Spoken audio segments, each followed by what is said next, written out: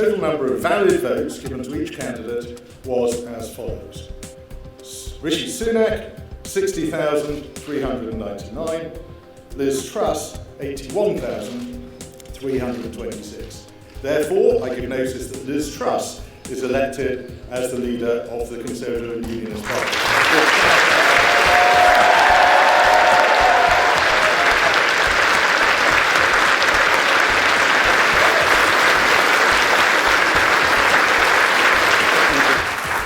Friends and colleagues, thank you for putting your faith in me to lead our great Conservative Party. And my friends, we need to show that we will deliver over the next 2 years. I will deliver a bold plan to cut taxes and grow our economy.